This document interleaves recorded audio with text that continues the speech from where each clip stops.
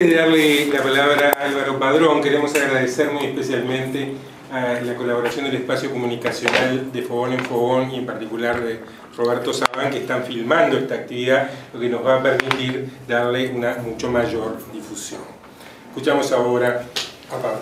Gracias, Luis, y gracias a todas y todos y a la Fundación por invitarme, porque me da la oportunidad de hablar de este tema y quizá decir cosas que son más difíciles de decir en otros lugares. Y desde ya adelanto que quizás sea muy polémica alguna de las cosas que diga, quizá duelan, a mí me duelen.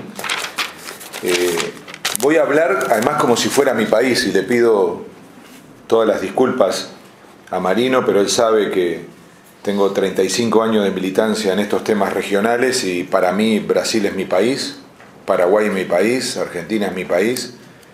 Entonces lo hago desde ese lugar, desde la autocrítica y no mirando eso como si fuera ajeno. Entre otras cosas porque creo que lo que está pasando nos está pasando a todas y todos, no solo a las brasileras y a los brasileros. Cuando preparaba esto, yo me daba cuenta, ¿no?, que la crisis de Brasil, la situación de Brasil pone todo arriba de la mesa. Todo, está todo ahí. Está lo macro, lo micro, lo global, lo local, la geopolítica, los poderes que operan hoy en el mundo, el fracaso de la integración profunda, nos habla de los límites de las transformaciones progresistas, nos hablan de desgaste del poder, de la ruptura de la izquierda con su base social, de las alianzas y sus complejidades, de la corrupción, de la judicialización de la política, del poder de los medios de comunicación. Nos habla de la dificultad de la izquierda de renovar liderazgos. Entonces uno tiene que elegir, y yo voy a priorizar, por suerte ya Karin tocó algunos temas de los cuales coincido y los presentó, que me permite poner énfasis en otros no tan agradables, porque yo creo que tenemos que hablar de nosotros mismos y de nuestros errores y de aprender.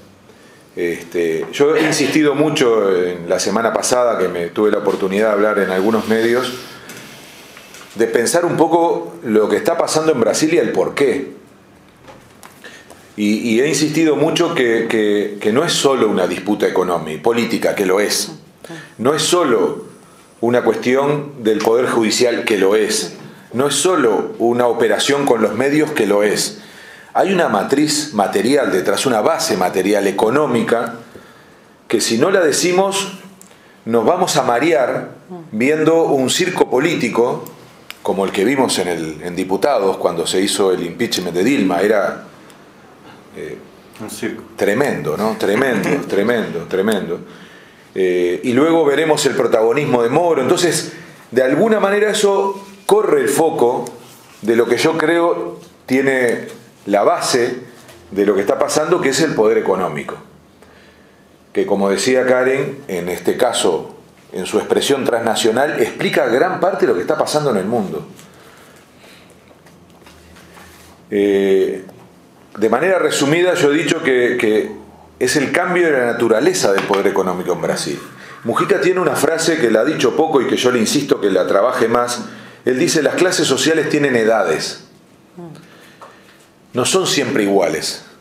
Tienen edades. Tienen una etapa más joven, después más adulta, probablemente luego envejecen. Y Marino me podrá después cuestionar esto, pero toda América Latina y gran parte de la izquierda miró siempre a Brasil con una cierta envidia en cuanto al carácter de su burguesía nacional.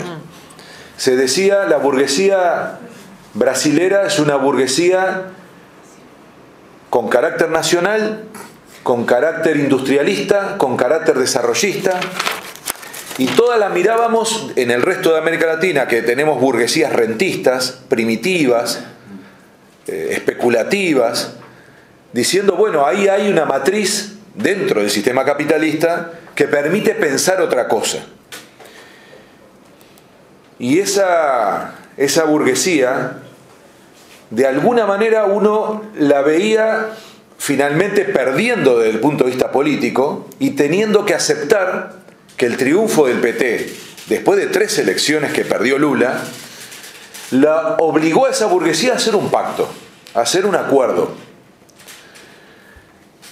que uno imagina permitió, por un lado, ese conjunto de políticas públicas para distribuir parte de la riqueza y sacar 30, 40 millones de personas de la pobreza, las grandes íconos, ¿no? Bolsa Familia, Hambre Cero, pero al mismo tiempo le permitió a esa burguesía, con ese perfil, pasar a ocupar otro lugar en el mundo.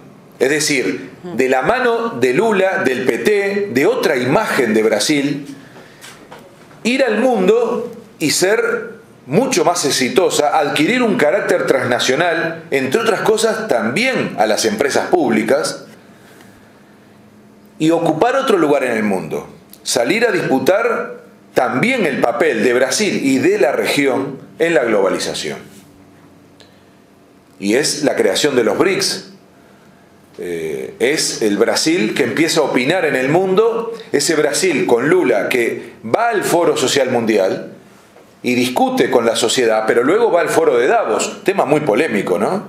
Pero para los que nos criamos en el mundo sindical, fue una forma de decir, es así, hay que influir, no se trata de solamente hacer gestos a la bandera, hay que salir a disputar también donde está el poder político y económico global.